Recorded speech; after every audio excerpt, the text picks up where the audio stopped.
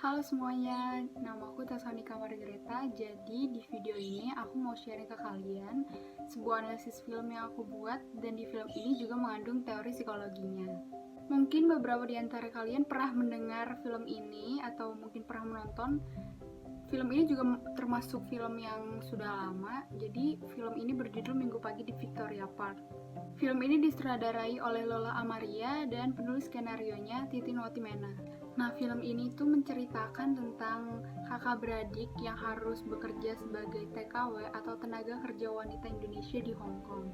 Berawal dari sang adik yang bernama Sekar yang harus bekerja lebih dahulu sebagai TKW di Hong Kong selama 2 tahun. Nah, dan selama 2 tahun ini Sekar tidak pernah memberi kabar apapun kepada keluarganya yang ada di Indonesia. Alhasil membuat keluarganya yang ada di Indonesia menjadi panik, tidak kebingungan bagaimana kabar Sekar di sana.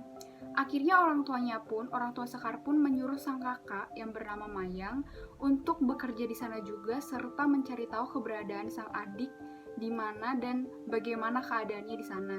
Mendengar ucapan orang tuanya, Mayang pun akhirnya merasa berat hati harus berangkat ke sana karena Mayang ini sebenarnya mempunyai cita-cita yang sangat tinggi. Untuk berangkat sana, Mayang pun sebenarnya agak ketakutan karena yang pertama Mayang tidak punya pengetahuan apa-apa di sana, dan pertama kalinya ia pergi atau berangkat ke negara yang asing dan dia bingung bagaimana caranya harus bertahan hidup di sana. Nah, setelah Mayang sudah mulai nyaman di sana, lama bekerja, permasalahan pun tidak hanya datang kepada adiknya Sekar, tetapi selama ia bekerja ia juga mendapat masalah seperti dalam percintaannya, dalam cara ia bersosialisasi, karena cara bersosialisasi di Hong Kong atau di negaranya tempat ia bekerja berbeda dengan di Indonesia. Nah, setelah Mayang keluar dari masalah tersebut, menurut Mayang yang membuatnya tertekan adalah bagaimana cara ia bersosialisasinya, karena yang memang berbeda dari negara Indonesia, dari negara asalnya. Tetapi Mayang menyadari bahwa yang membuatnya terlepas dari masalah itu juga berkat bantuan-bantuan dari rekan-rekan kerjanya, teman-teman para tenaga kerja wanitanya juga. Jadi mereka membentuk suatu perkumpulan gitu yang sama-sama para tenaga kerja wanita yang sama-sama juga berasal dari Indonesia. Mereka saling membantu, yang memang solidaritas mereka ini sangat tinggi. Jadi mereka membantu Mayang untuk tetap berada di jalan yang benar atau berada dalam sosialisasi yang benar. Akhirnya setelah Mayang mengetahui, wah ternyata perkumpulan ini tuh ternyata baik ya, bagus gitu, para sama-sama dari Indonesia juga. Jadi Mayang akhirnya pun menceritakan masalah yang tujuannya sebenarnya dia datang ke sini tuh untuk apa. Jadi Mayang pun akhirnya meminta bantuan para teman-temannya juga agar bisa mencari tahu informasi sang adik ada di mana dan bagaimana kabarnya. Mayang pun melakukan aktivitas seperti biasa, ia bekerja sebagai TKW seperti biasa dan melanjutkan kehidupannya. Nah, beberapa waktu kemudian, Mayang pun mendapat informasi dari salah satu teman TKW-nya yang sama-sama dalam komunitas tersebut bahwa informasi yang dia dapat, Sekar ini memang selama 2 tahun terlibat hutang yang sangat banyak yang membuat paspornya harus ditahan dan tidak bisa pulang ke Indonesia. Setelah mendengar informasi itu dari temannya, Mayang pun bingung harus berbuat apa karena memang hutang yang dibuat oleh adiknya sekarang ini memang cukup terbilang banyak.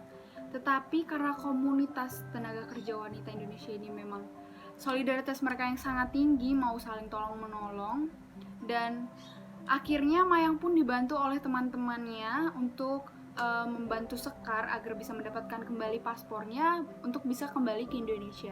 Akhirnya Mayang pun dapat mengembalikan paspor Mayang kembali dan menyelesaikan hutang-hutang yang dilakukan oleh Sekar ini. Tidak lupa juga Mayang pun akhirnya meminta maaf atas perlakuannya selama 2 tahun yang seharusnya ia bekerja dan mencari tambahan perekonomian untuk keluarganya. Nah, teman-teman, dari cerita singkat mengenai film Minggu Pagi di Victoria Park ini juga mengandung teori psikologi sosialnya, yaitu teori prososial. Teori prososial ini artinya tingkah laku sosial positif yang menguntungkan bagi orang lain. Hubungannya dari film Minggu Pagi di Victoria Park dengan teori prososial ini yaitu seperti dalam komunitas perkumpulan para tenaga kerja wanita Indonesia yang sama-sama dari Indonesia mau membantu teman-temannya atau mau membantu Sekar yang dalam permasalahan seperti terlilit hutang dan ditahannya paspor sekarang. Selanjutnya tingkah laku sosial positif yaitu yang terjadi pada Mayang, di mana ia mendapat masalah seperti dalam percintaan dan masalah dalam cara ia bersosialisasinya karena memang berbeda dengan sosialisasi di Indonesia.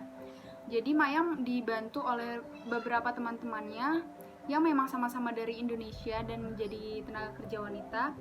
Ia dibantu diarahkan dalam cara bersosialisasinya yang benar-benar tidak membuat ia salah lagi dalam bersosialisasi. Jadi film di Minggu Victoria Park ini menurut saya memiliki nilai prososial yang sangat tinggi, dan juga kita bisa tahu dan kita juga bisa belajar bagaimana tenaga kerja wanita yang sudah jauh dari orang tuanya harus pergi ke negara asing dan gimana cara mereka bertahan hidupnya. Sekian review film yang aku bagikan kepada teman-teman. Semoga di film ini kita bisa mendapat satu manfaat dan kita bisa terapkan dalam kehidupan kita. Terima kasih.